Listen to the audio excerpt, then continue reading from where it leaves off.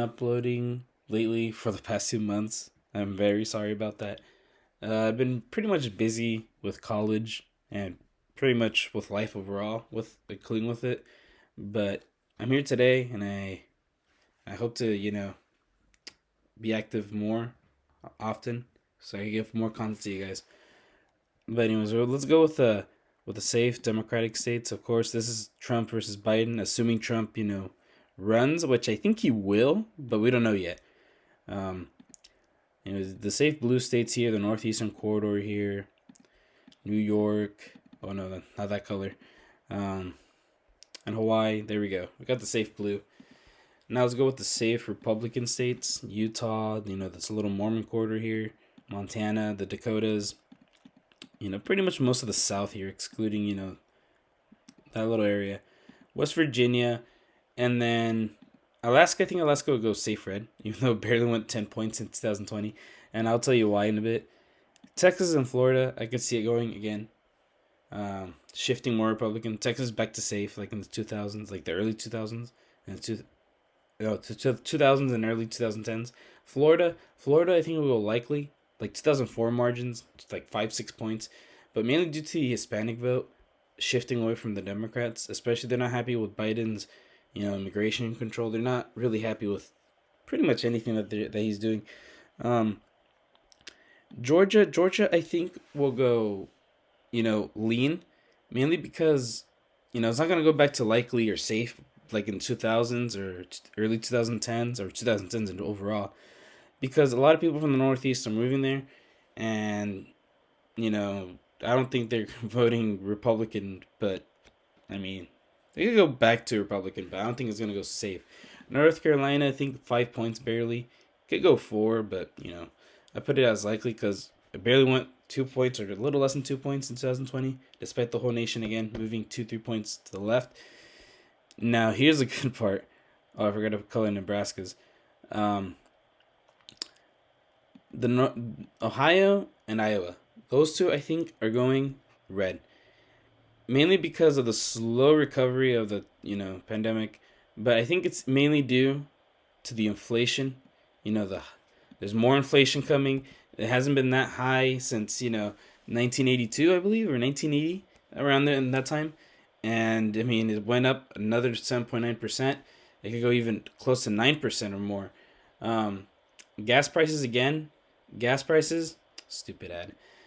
Gas prices, they're even $4 in Mississippi. I'm gonna leave it, just pure ads. And the average is around like three something. It's almost $4. Um, Again, not many people across the nation, they're not really happy.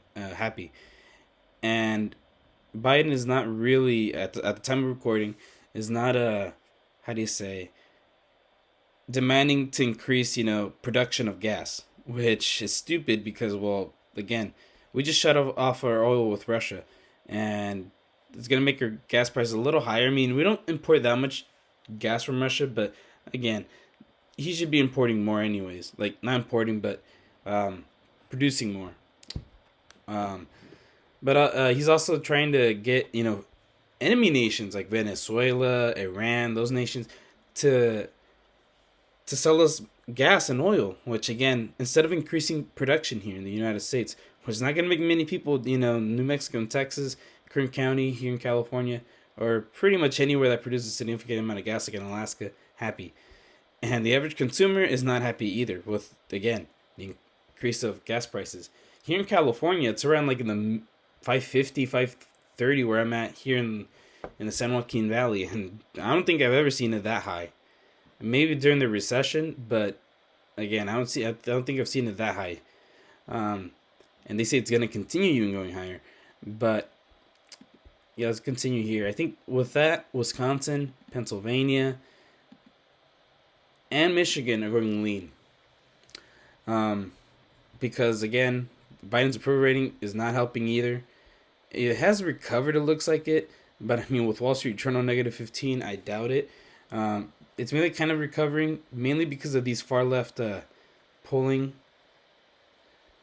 But I mean, it's still he's still deep in the negatives, um, and especially in the toss up states, he's not winning at all.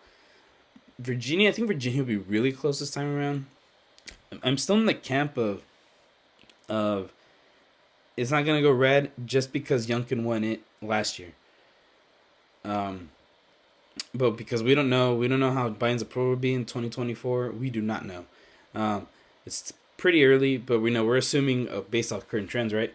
But I think it'll be significantly closer than 2020 though. He'll make Trump will make a lot of in grounds in pretty much most of Virginia, um, but we'll see here how it goes. He needs to shift the suburban vote on everywhere. I think that's what costed him the election 2 years ago. Was that the suburban vote shifted to Democratic, more Democratic, but also the pandemic. If the pandemic didn't happen, I would assume that Trump would win. Yeah, especially with the biased media going really for Democrats. Um, I highly suspect that if they were more neutral, Trump would have won easily. And due to all these circumstances, I think Minnesota will go tilt. He'll go red for the first time since 1972.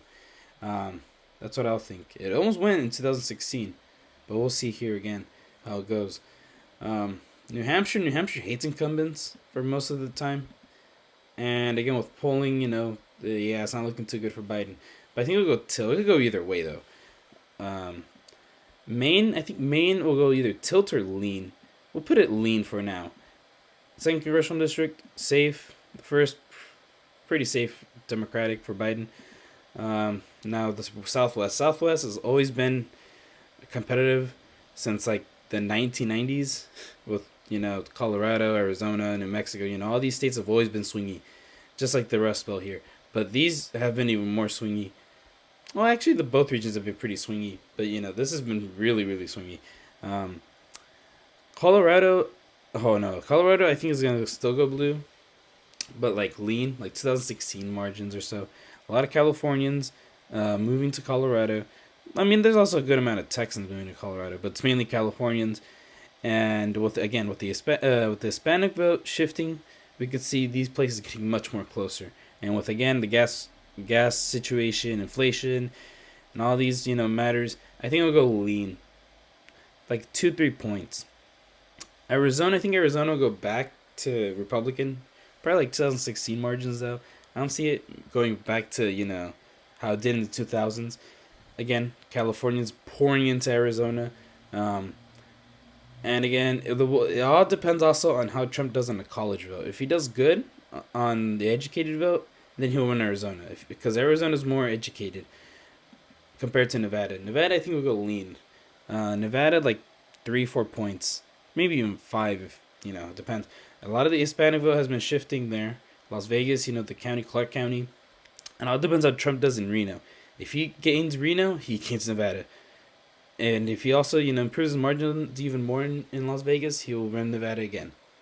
It all depends, how he does in these two regions. But again, I would assume that around 4 points, he'll win Nevada. I think even more than in Arizona. Because since 2008 or 2012, 2012 was the first time that Nevada started shifting red, Republican, but it hasn't shifted Democratic since then. And that's despite, again, Obama's win in 2012 and Biden's win in 2020.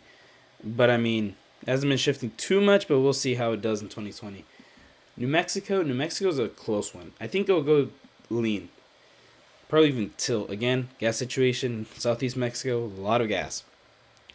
And again, a lot of Hispanics in the northern section of New Mexico. We'll see how they, shift.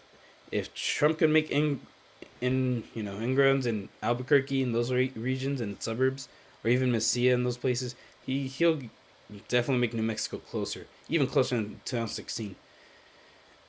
And oh yeah, Nebraska's second congressional district, not the third. I think it'll go lean. We'll see how much he reverses on the suburban vote. Oh, no, the second congressional district, not the third. Sorry, guys. But this is pretty much the map here. Nothing too crazy. I hope you guys really enjoyed, I guess, this video. And I hope I'll upload more videos in the future, which I will. I'm not going to be as busy anymore, and I'll have more time for you guys to do to upload more videos. Or actually, hold on, let me change this. Again, Rhode Island, I think again will shift more Democratic, or less Democratic. But apart from that, I think the map will look the same. Maybe even an Oregon polling likely. But yeah, that's pretty much my map, guys, for my prediction in the month of March. And I hope you guys really enjoy this video. And I hope to see you guys in the next video. Alrighty, guys.